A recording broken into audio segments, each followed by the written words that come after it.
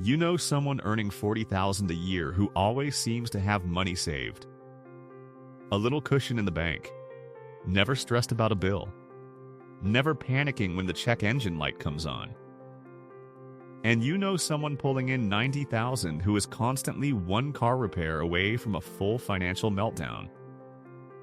Same country. Same economy. Same grocery stores. Same streaming services, but completely different financial lives. The difference is not income. It is not luck. It is not some secret investment app that only rich people know about. The difference is 8 habits that Japanese households have been quietly practicing for generations, and the vast majority of Americans have never even heard of them. My name is Kay. I grew up between 2 cultures, one that celebrates spending and one that quietly builds wealth behind closed doors without ever talking about it. And today I want to walk you through 8 Japanese habits that work whether you earn $30,000 or $300,000 a year. Because after growing up inside both systems and watching how money moves on each side, I can tell you this with confidence. Wealth was never about the size of your paycheck. It was never about finding the right investment or landing the perfect job. It was always about what you do before you spend a single dollar. And these 8 habits will prove it. Number 1. Sakidori Chokin. This translates roughly to first take savings, and it is the single most important money habit in Japanese household culture. The idea is dead simple. When your paycheck arrives, savings get pulled out first, not last. Not whatever is left over on the 28th after you have already paid for everything else. First, before rent, before groceries, before the electricity bill, before that streaming subscription you forgot you were even paying for. In many traditional Japanese households, this is not even a conscious decision anymore. It is built into the system. The salary hits, and a fixed percentage disappears into a separate savings account before anyone in the family touches a single yen. Some families still use physical envelopes. The money comes in, gets divided into labeled categories, and the savings envelope gets sealed before anything else happens. No willpower required. No end-of-month guilt spiral about where the money went. The savings are just gone. And because they are gone, the household learns to live comfortably on what remains. Every single month. Smart Sam understands this. He earns $55,000 a year and saves 20% right off the top. That is $11,000 a year routed directly into a low-cost index fund before he even opens his banking app. The money leaves his checking account on the 1st of every month, and he never sees it, never touches it, never argues with himself about whether this month is a good month to save. Broke Brian earns the exact same $55,000, but he takes the opposite approach. He saves whatever is left over at the end of each month, which on average comes out to about 3%. That is roughly $1,650 a year. Some months it is less than that. Some months it is nothing. Now here is where it gets uncomfortable. After 25 years at 7% average annual returns, Smart Sam is sitting on nearly $696,000. Broke Brian, same salary, same city, same number of working years, has about $104,000. That is a $591,000 gap between 2 people who earned the exact same paycheck for a quarter century. That gap was not created by a raise or a side hustle or a lucky stock pick. It was created on payday. Every single payday. For 25 years. The only difference between them was the order of operations on payday. Save first, or save whatever happens to be left over at the end. That is it. One decision, repeated a few hundred times. The average American personal savings rate right now is hovering around 3.5%. Meanwhile, total credit card debt in the United States has crossed $1.25 trillion. The average household carrying a balance owes nearly $8,000 at an average interest rate above 22%. That means the typical American family is paying over $1,700 a year just in interest charges. Not paying down the balance, just renting the privilege of being in debt. That is not a financial plan. That is a subscription service to staying broke. Sakidori Chokin is the antidote. Pay yourself first and let the rest figure itself out. Number 2. Kotsu kotsu. This is one of those Japanese words that sounds exactly like what it means. Kotsu kotsu. It is an onomatopoeia for the sound of someone tapping away steadily at a task. Knock, knock, knock. Small, repetitive, relentless effort applied over a long period of time. In Japan, this word shows up everywhere. Teachers use it with students, bosses use it with employees, parents use it with children learning to ride a bicycle, and financial advisors use it when talking about building wealth. The American approach to money tends to swing in the opposite direction. Americans love the big play, the viral stock tip from a coworker. The crypto moonshot that is definitely going to the moon this time. The startup that goes from a garage to a billion-dollar valuation in 18 months. And sure, those stories exist. They make great headlines, but for every person who hit it big on a speculative bet, there are about 14 million who quietly lost their shirt and never posted about it on social media. You only hear the winners. The losers just delete the app and pretend it never happened.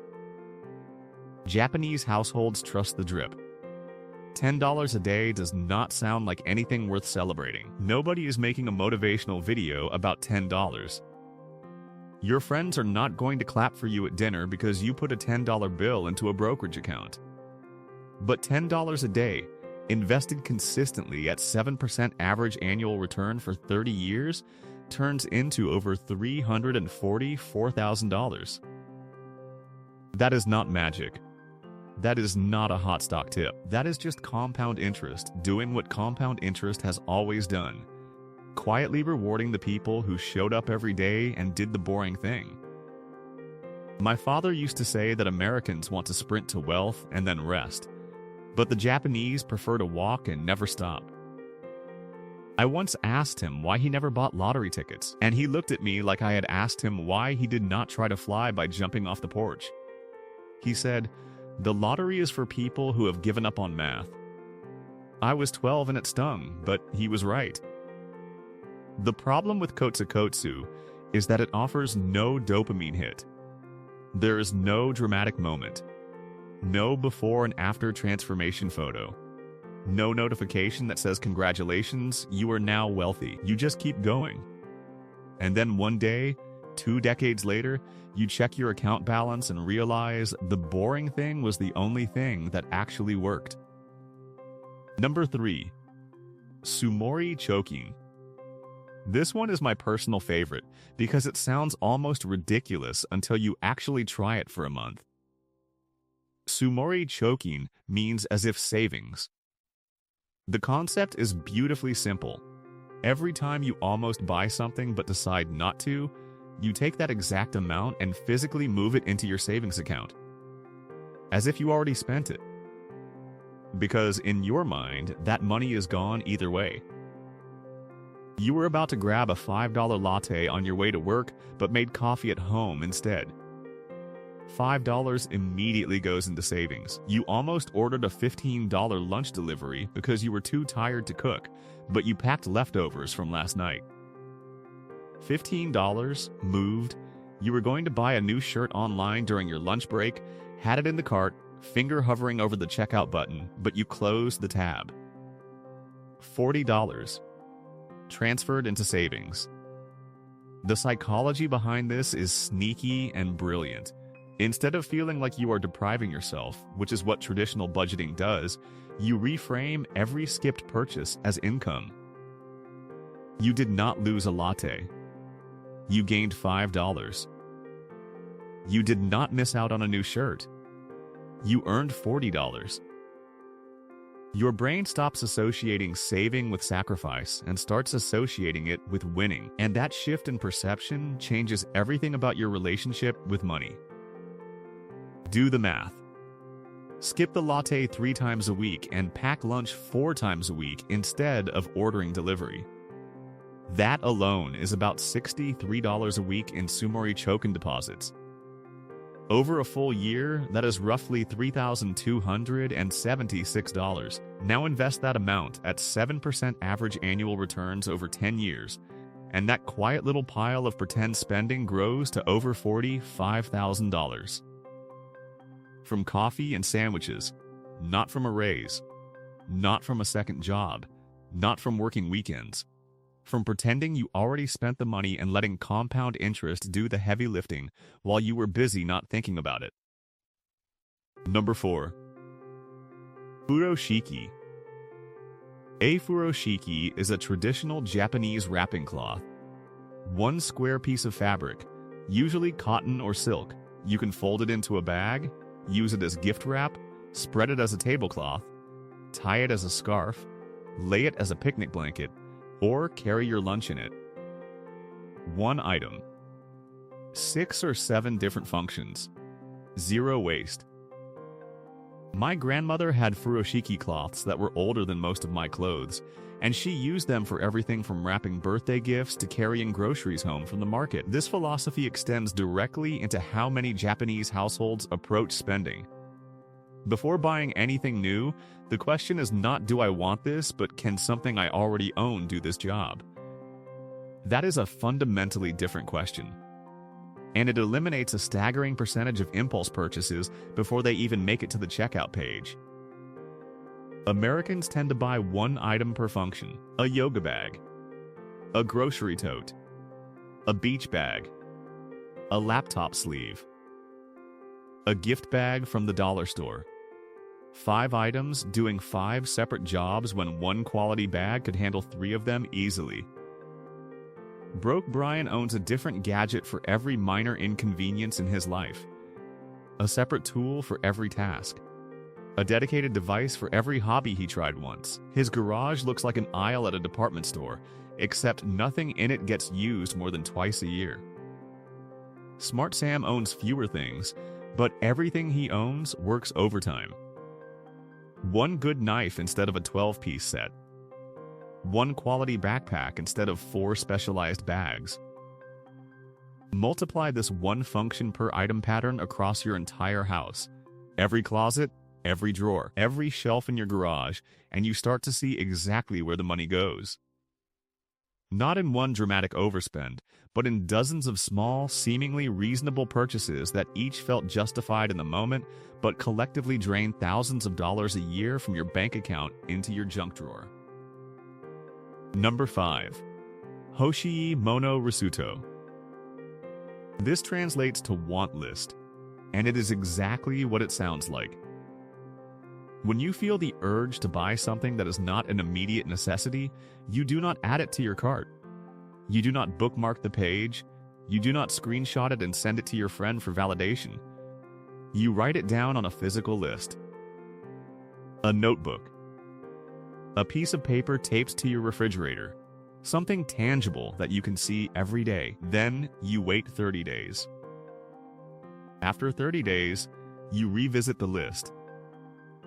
And here is what consistently happens. About 70% of the items on that list no longer feel urgent. Some of them you have already forgotten about entirely. The desire evaporated somewhere around day 12. The excitement faded by day 18. The thing you were absolutely sure you needed 3 weeks ago now looks like a waste of shelf space, and you cannot even remember why you wanted it. I have been doing this for years. Last month, I wrote down a pair of wireless earbuds, a desk lamp, and a specific cookbook I saw advertised on social media. 30 days later, the earbuds still sounded nice, so I bought them. The desk lamp and the cookbook, I could not even remember which specific ones I wanted. That is 2 purchases eliminated with 0 effort and 0 willpower. Just time. The average American household spends over $5,000 a year on impulse purchases. That is not money spent on groceries or rent or health insurance. That is money spent because an algorithm showed you something shiny at the exact right moment, and your thumb moved faster than your prefrontal cortex could say, "Wait, do you actually need this?" The Hoshi Monorisuto is not about never buying things. You are not a monk. You are allowed to want things and buy things that bring real value to your life. The point is adding a speed bump between the moment of wanting and the act of spending. That 30-day gap is where financial discipline actually lives. Not in the budget spreadsheet you update once in January and then ignore by February. Not in the finance app you downloaded and opened 3 times. In the pause, in the simple act of writing something down and giving your future self permission to say no. If you are finding this useful, hit subscribe. I break down Japanese money philosophy and minimalist thinking every single week so you can build real wealth without the burnout. Now let us keep going. Number 6. Keichi. In Japanese, keichi means cheap. And depending on the context, it can absolutely be an insult. Nobody wants to be called keichi at a dinner party or by their coworkers. But here's the thing most people miss. In private, behind closed doors, many of the most financially comfortable Japanese households practice a very deliberate, very intentional version of keichi that has nothing to do with being miserly or depriving yourself of joy. It is about being surgically stingy in the specific categories that do not actually affect your quality of life. You do not need the premium brand of dish soap. Your dishes will be exactly as clean with the store brand. You do not need the organic version of paper towels. You are going to throw them away in 30 seconds regardless. You do not need 4 streaming services running simultaneously when you realistically watch content on 2 of them. The other 2 are just monthly donations to media corporations that do not know your name. The keichi mindset is about sitting down once a quarter, pulling up every recurring charge on your credit card statement, and asking one honest question about each line item. Would I notice a real, measurable difference in my daily happiness if I went cheaper here or eliminated this entirely? Run the numbers. Cancel one $15 streaming service you barely open. Drop the $40 gym membership you visit twice a month and start walking outside or doing bodyweight exercises at home instead. Delete the $10 productivity app subscription that sends you notifications you swipe away without reading. That is $65 a month. $780 a year. Over 10 years, that quiet audit has returned nearly $8,000 to your savings. And you did not feel a single one of those cuts in your daily routine. Not one. That is the keichi principle in action. Be ruthless where it does not matter. Be generous where it does. Most people do the exact opposite. They are cheap with the things that actually improve their lives, like quality food and good sleep, and completely reckless with the things that add absolutely nothing to their day. Number 7. Fudangi. Fudangi means everyday clothes. In Japan, this concept describes the deeply practical habit of keeping your daily wardrobe simple, functional, and completely intentional. You do not dress to impress strangers at the grocery store. You do not buy a new outfit because a season changed. You dress to move through your day comfortably, efficiently, and without wasting a single minute of mental energy deciding what to wear. The average American spends over $1,800 a year on clothing. A significant chunk of that goes toward trend chasing, impulse buys during sales events, treat-yourself purchases after a hard week, and outfits worn once or twice before being shoved into the back of a closet where they sit untouched for years. Meanwhile, walk through any residential neighborhood in Tokyo or Osaka on a Saturday morning and you will see people in clean, simple, well-maintained basics. navy, white, gray, black. Clothes that match everything in the closet because the goal was never to stand out or signal status to strangers. The goal was to stop thinking about clothing entirely and redirect that decision-making energy towards something more productive. When you simplify your wardrobe down to reliable basics that fit well and last, you eliminate an entire category of financial decision-making from your life. No more scrolling through online stores at midnight adding things to a cart. No more buying a new outfit because you have one dinner to attend.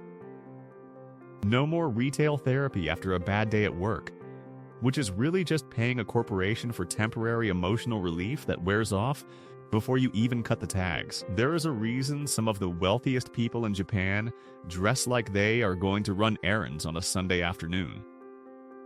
It is not because they cannot afford designer labels. It is because they realized a long time ago that the people you are dressing to impress do not care about you. They are too busy worrying about what they are wearing. Once you stop performing wealth for an audience that is not watching, you free up an astonishing amount of money and mental bandwidth. And you can redirect both of those resources toward actually building the financial future you keep telling yourself you want. Number 8. Nichi Johin Shiko.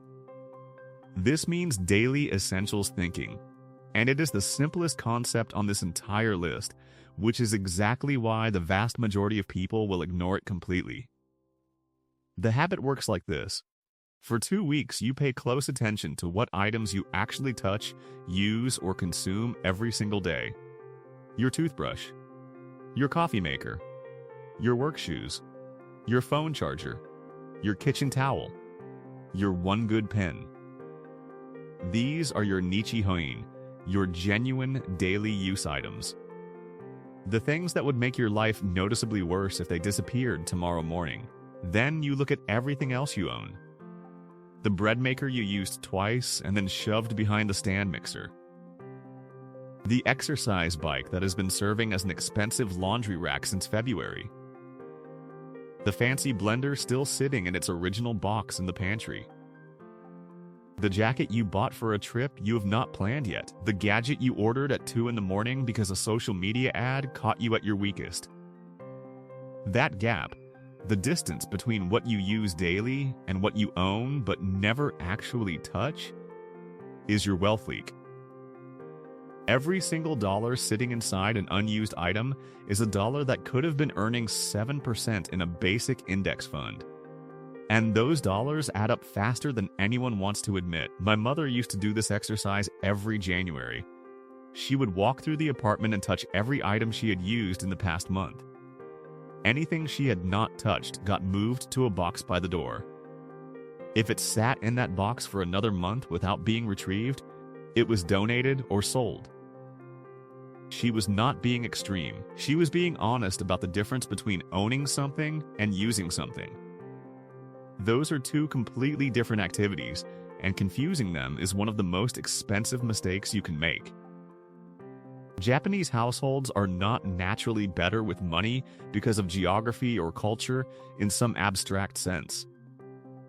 They are better because they were taught to pay attention to the gap. They notice what goes untouched. They notice what collects dust. And they train themselves, year after year, to stop buying things that only exist to fill a closet or make them feel productive for 15 minutes after unboxing. The average American home contains over 300,000 items. A Japanese home of similar square footage typically holds a small fraction of that number. And the difference is not minimalism as an Instagram aesthetic. It is minimalism as a financial strategy that compounds over decades. Every object you do not buy is money that stays in your account. Every purchase you skip because you already own something that does the same job is a deposit you never had to think about. And over 20 or 30 years, those skipped purchases, those small moments of I already have something that works, compound into something that looks a lot like wealth to everyone standing outside your door, wondering how you managed to build all of that on your salary.